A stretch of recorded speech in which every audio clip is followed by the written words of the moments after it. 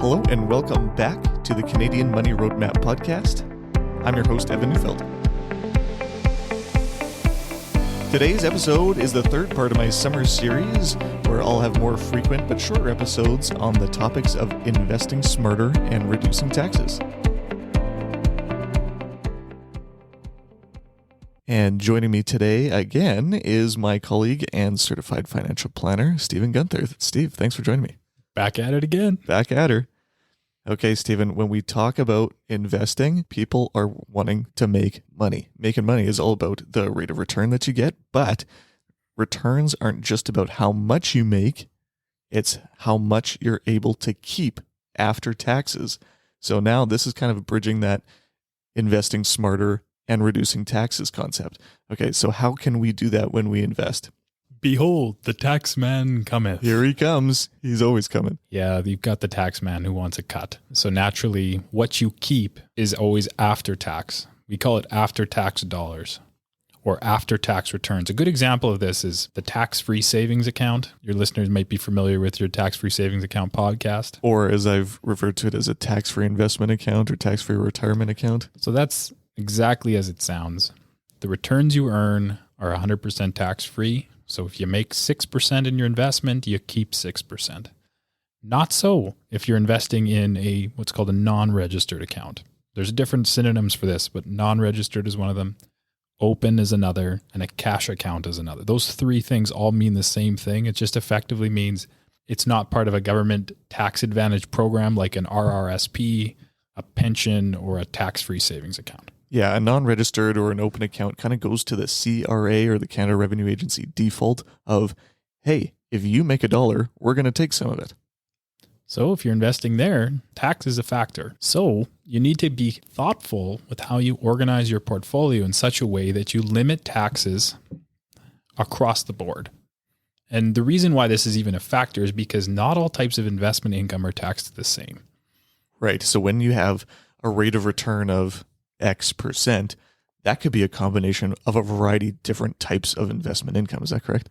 Yeah, most people are familiar with interest. You know, when you have a savings account in the bank, you earn interest. But a better word of describing investment income is growth. And growth it's like the umbrella term for interest. And then there's two others. There's something called dividends. And there's capital gains. So there's interest, dividends, and capital gains that comprise somebody's total growth in an investment. Right. Let me break those down for you quickly. So interest is typically earned in a place like a savings account, but it's also earned when you own things like bonds or other types of fixed income. So that broader category, it pays a set amount of interest all the time. Now that can fluctuate a little bit, but that's how you typically make money from fixed income, from savings accounts, from GICs, things like that. Then from there, dividends. Dividends are a portion of a company's profits that are distributed back to owners of that company or shareholders. So say, for example, Apple is the biggest company in the world right now. They make a ton of money and a ton of profit. And so every quarter, I think they have a small dividend that they pay out. So if you own shares in Apple, you're going to get paid a little bit of cash. And that's just sharing in the profits with the owners.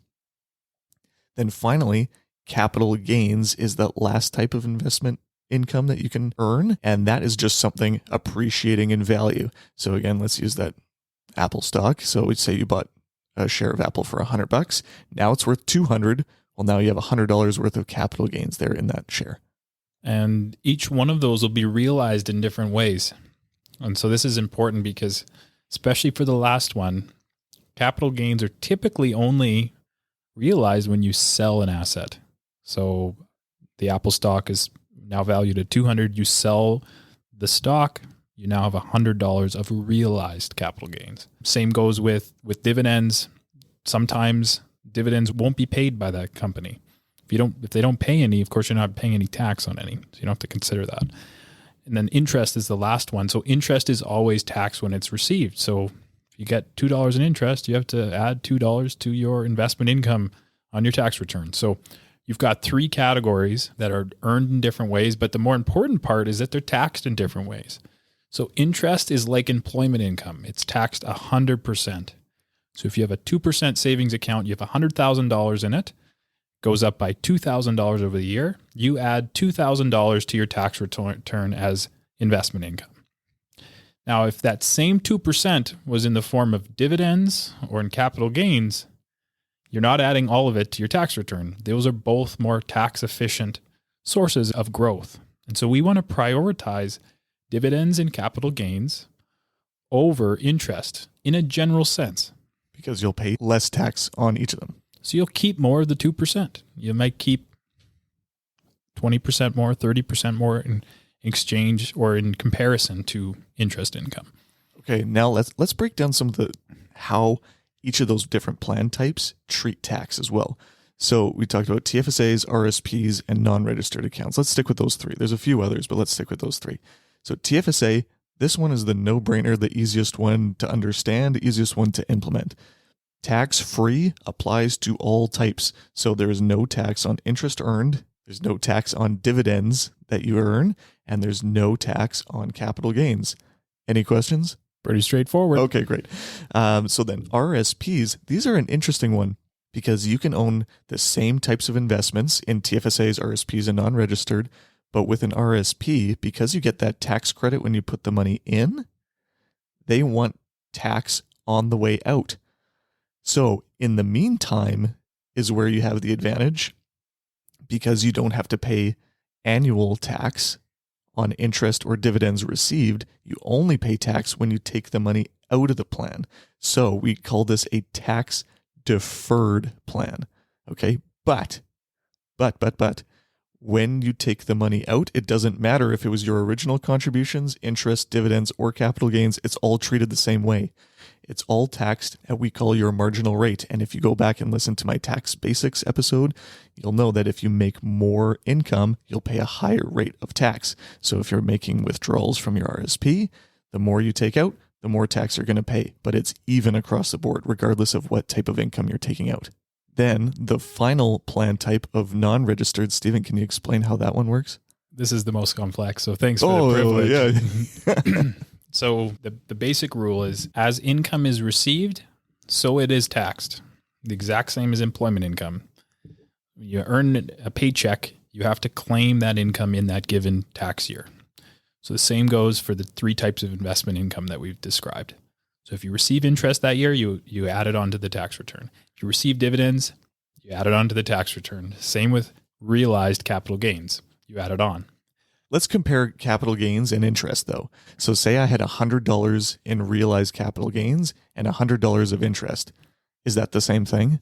No, so you got 100% taxable interest, whereas in Canada, there's something called the capital gains inclusion rate, which is a mouthful, but what it speaks to is how much of your realized capital gain becomes taxable in the year that it's realized. So $100 of realized capital gains in a given tax year only amounts to 50% taxable. So only $50 would be taxable in the year that that gain was realized. So it's 50% of the tax you would have paid on your interest, which means you keep more of your money. Assuming that you earn the same return in interest or capital gains, you will keep more money in the capital gain type of investment income versus interest. Right. Okay. So let's just put this in really basic terms then. If you have $100 of interest, you have $100 of realized capital gains. Capital gains are 50% off. They're on sale. Perfect. Okay. So to try to simplify this a little bit more, if you think of bonds paying interest and stocks growing via capital gains, the types of growth that you get out of both investments are different, and the types of tax you pay on different plan types are different. So is there a way that we can match these up to have a really effective portfolio for both investing smarter and reducing taxes? Absolutely. So this is plan-based asset allocation. So let's just assume everything else being equal, you would rather hold your least efficient assets in your RSP, because when you withdraw the money, it does not differentiate what type of growth it was. It is taxed the same. It's 100% taxable, whether it was interest, capital gains, dividends, doesn't matter. So if I have capital gains in the RSP, I thought I got it 50% off, but no, you don't, because any money you take out of the plan is 100% taxable. Sure. So the opposite is true if you look at a non-registered account. That is where you see the full difference in the taxation of the investment growth. So naturally, you would want to hold more stocks or in a non-registered account than bonds, all else being equal. Now, there's a lot of decisions that come into asset allocation, but assuming all plans are going to be invested the exact same way or for the exact same goal, and you wanted to, let's say, have a split of 50% stocks, 50% bonds, you'd want to put as much of that 50% in the RSP component of your overall portfolio. The 50% in bonds in the RSP. Correct. And as much of the stocks in the non-registered part of your portfolio, thus achieving the highest level of after-tax return after all is said and done. That's a lot of great content, Stephen. The main point to take away here is that there are different types of income earned from investments. Different plan types will tax things differently, but we'll come to some more specifics later on this summer. Thanks for joining me today on the Canadian Money Roadmap podcast.